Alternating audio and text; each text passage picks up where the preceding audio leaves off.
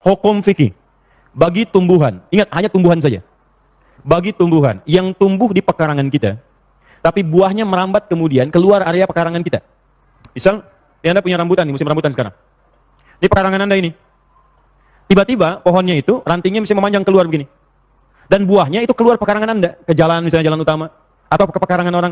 Maka ingat buah yang keluar ini, yang keluar, ranting yang buahnya keluar, itu dalam fikih disebut dengan hakun mushtarak, hak bersama antara Anda dengan yang pengguna di luar pekarangan Anda.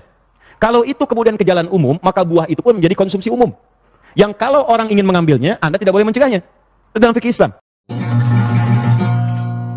Wakulu dan dari, wakalu tap tabari, tap tabi tap. Wakulu dandang, wakulu dandang. Ini sudah pernah dibahas oleh Ghazali yang secara presisi dipastikan bahwa keliru kalau kita berpikir kalau ada buah yang nyempal keluar dari pekarangan yang punya lalu haknya berubah gitu.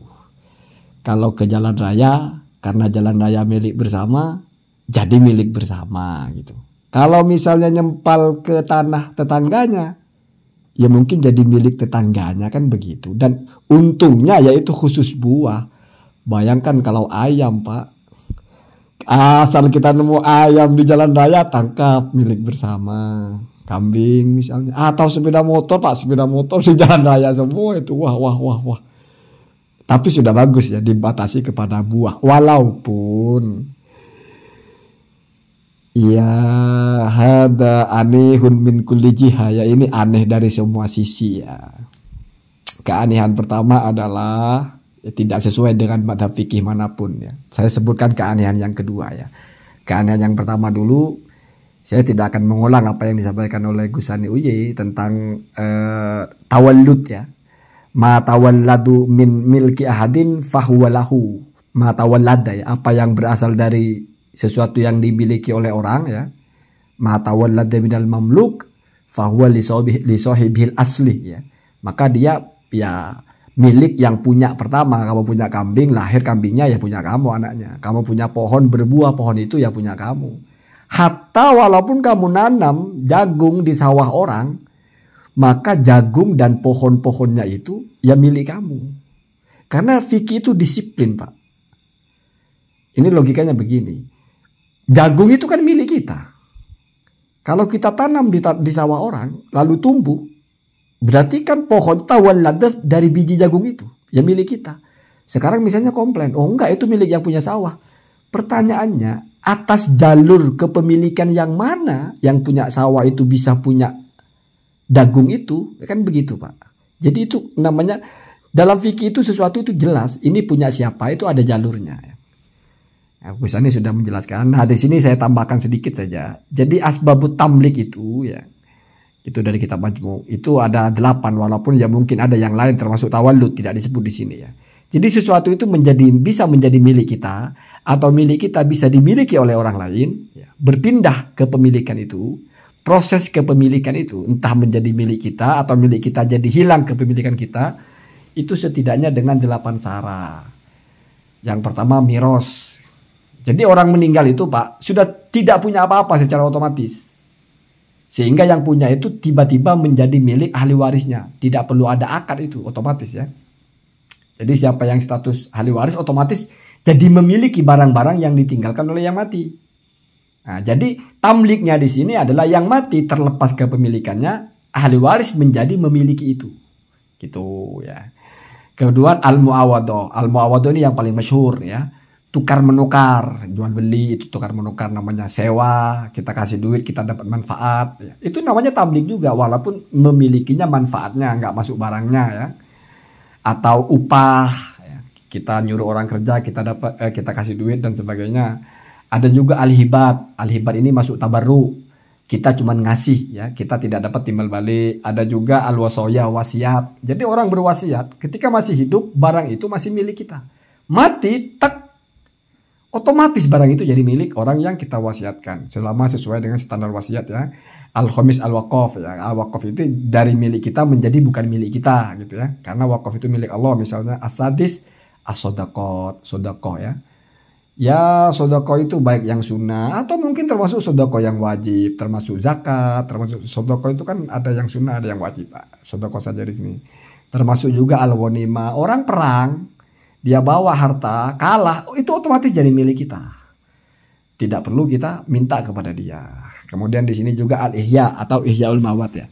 Kemudian pertegas lagi di sini betapa tidak mungkinnya kalau buah itu hanya karena nyempal ke tempat orang lalu menjadi bukan milik yang punya buahnya sehingga lalu menjadi milik orang lain. Jadi tidak pernah ada tamblik seperti itu. Hatta ulama fikih itu membahas tentang buah yang jatuh ya. Ini dari salah satu kitab ya, Tuhfatul Muhtaj.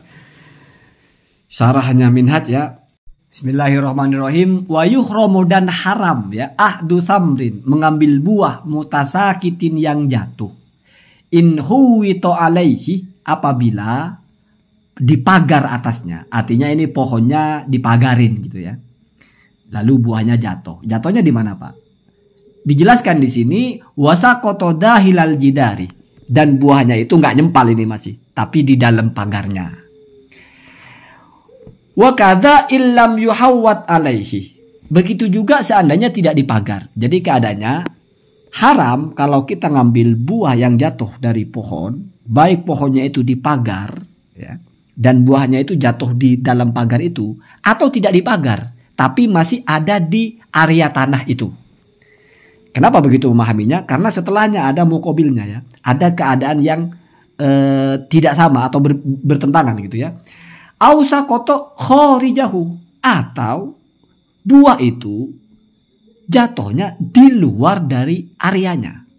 Dipagar atau tidak akan sama saja Pak.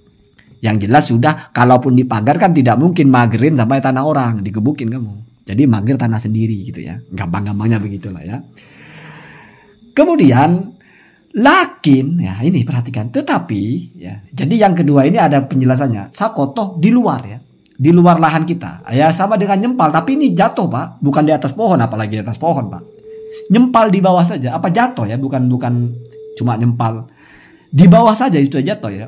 Lakin tetapi lam tu tadisam al-musamahatu tetapi tidak terbiasa atau tidak lazim al-musamahatu itu apa bahasanya ya, saling merelakan gitu. Artinya nggak biasa di sini. Ini kalau ada pohon buah jatuh itu ke jalan misalnya itu lalu direlakan oleh yang punya, tidak terjadi kebiasaan seperti itu. Biakhdihi dengan mengambilnya.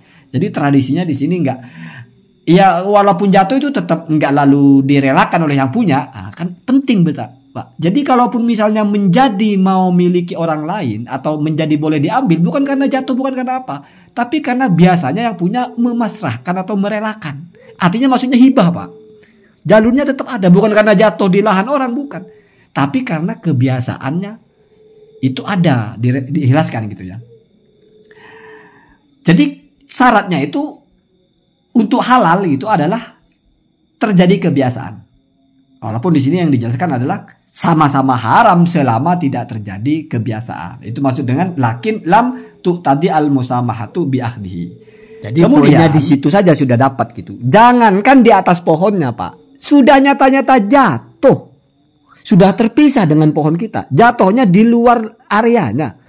Tapi tidak terjadi kebiasaan di situ kalau itu direlakan oleh yang punya, tetap tidak boleh diambil Pak.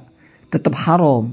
Menjadi boleh diambil kalau terjadi kebiasaan yang jatuh itu sudah milik siapa yang maupun siapapun yang mau atau siapa yang menemukan. Oh berarti itu kan hibah dari yang punya sebetulnya. Kan begitu Pak. Wa fil majmu' dan dalam kitab al-majmu' masa koto khorijal jidari illam tu'tad ibahaduhu ya.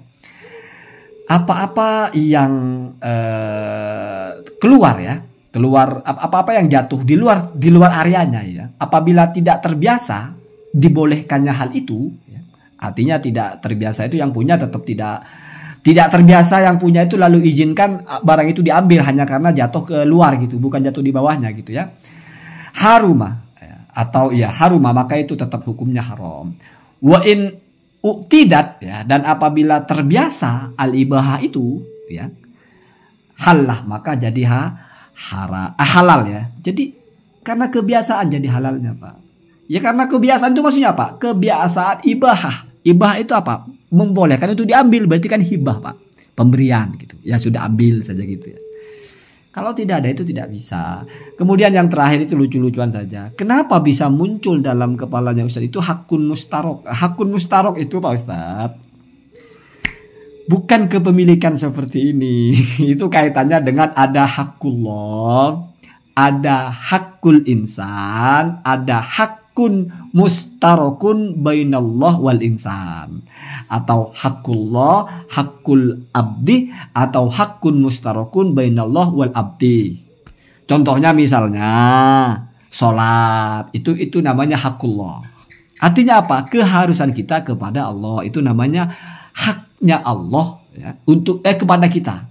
Lalu hak kita kepada Allah ada hadisnya itu nggak usah dibedah-bedah, ini dasar sekali ya. Jadi Rasul menjelaskan hak kita kepada Allah adalah, maksudnya keharusan kita kepada Allah ya, hakuna alallah ya, hakullah alaina gitu ya. Jadi Allah berhak mendapatkan sesuatu dari kita, gitu namanya ya. Berarti kita harus menyerahkan itu. Itu adalah beriman dan tidak syirik. Ya, beribadah dan tidak syirik. Kemudian apa hak kita kepada hak Allah kepada kita? Artinya apa yang kita peroleh dari Allah? Hakuna alallah ya. Jadi ada hakullah alaina, ada hakuna alallah. Jadi apa yang mesti Allah berikan kepada kita? Allah yu'addibahu. Ya itu Allah tidak menyiksa. Itu hadis Nabi begitu ya. Jadi Maman dan Mukidi, Maman ada yang harus dilakukan kepada Mukidi, Mukidi ada yang harus dilakukan kepada Maman. Bukan masalah hak kepemilikan begini Pak Ustadz. Jadi lebih general hak itu. Sesuatu yang harus ada gitu. Kalau dengan Allah kan masa jadi milik Allah. Kalau hakullah milik Allah ya milik Allah semua. Kita aja milik Allah. Tamlik dalam fikih nggak disebutnya hak seperti itu ya. Jadi itu agak-agak jauh dipaksakan teorinya kalau masuk kepada itu.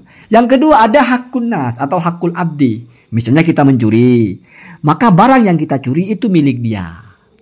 Maka kita harus kembalikan barang itu. Gitu. Ya. Ada yang terkumpul, ini saya bahas secara singkat. Bahkan ikhtilaf ulama itu. Ini masuk hakullah apa hakun nas ya. Misalnya pencurian. Pencurian itu ikhtilaf ya. Yang paling masyhur lah qadzaf misalnya. Atau pembunuhan lah misalnya. Pembunuhan ini masuk hakun yang mana?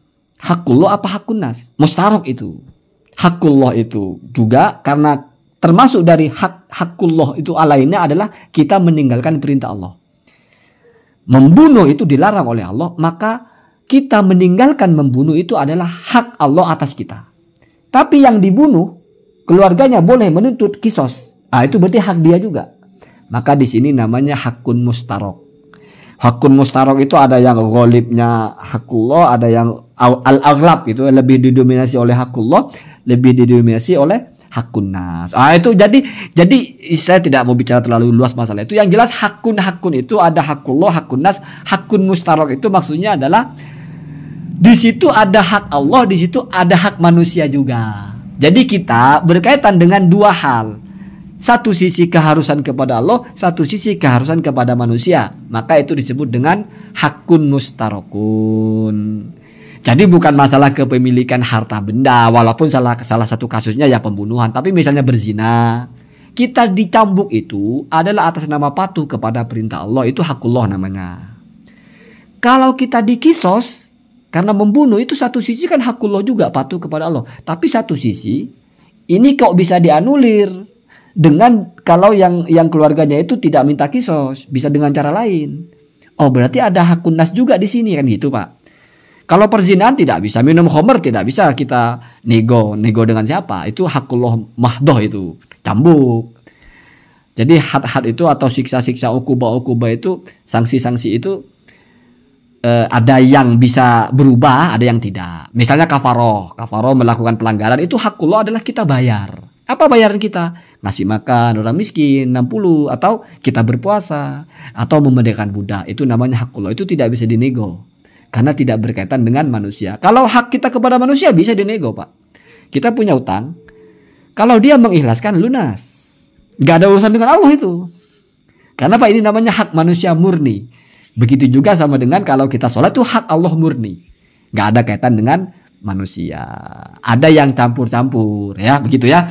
Jadi hakun mustarokun itu Pak Ustadz nggak soal kita, walaupun secara bahasa itu agak mirip. Nah, lalu kalau misalnya milik bersama itu namanya al-milkul umumi atau al-milkul umumi al-jama'i. Itu dibahas. Aset bersama atau public domain. Ya, itu pun dirinci juga apa yang dimaksud dengan dimiliki bersama. Misalnya ada di satu kampung, ada di sini lapangan sepak bola atau taman bermain anak-anak, ini untuk semua. Terus mau kamu angkut juga besinya kamu jual karena ini kan hak kita bersama-sama. Enggak gitu, Pak. Hak yang diberhaki itu apanya? Apakah manfaatnya saja atau termasuk asetnya, sehingga kamu nanti saya mau jual tanah itu. Loh, kok mau kamu jual? Ya kan tanah bersama, ya kan namanya tanah bersama kan saya juga berarti punya bagian di situ. Itu berapa meternya? Misalnya 1 hektar tanah itu. Kita di sini rakyatnya berapa? Misalnya 10.000 orang. 1 hektar kan 10.000 meter, Pak. Ya saya punya 1 meter. Saya jual yang punya saya 1 meter. Wah, dikaplok itu. Katanya hak bersama. Iya, hak bersama itu yang kamu miliki, barangnya apa manfaatnya. Itu rumit masalah fikih ya. Ya, jadi begitu ya. Kadang-kadang memang bicara fikih itu kalau selentingan-selentingan sering keliru ya, butuh tahqiq juga dikit-dikit ya. Ya, saya kira Ustadz Adi Hidayat ini adalah orang yang alim dan warok ya, pasti dikritik begini juga nggak ada persoalannya. Nggak akan runtuh juga. Kita sudah tahu beliau orang alim ya, ahli tafsir walaupun ya tidak alim dalam semua ilmu. Allahumma dina tasabil.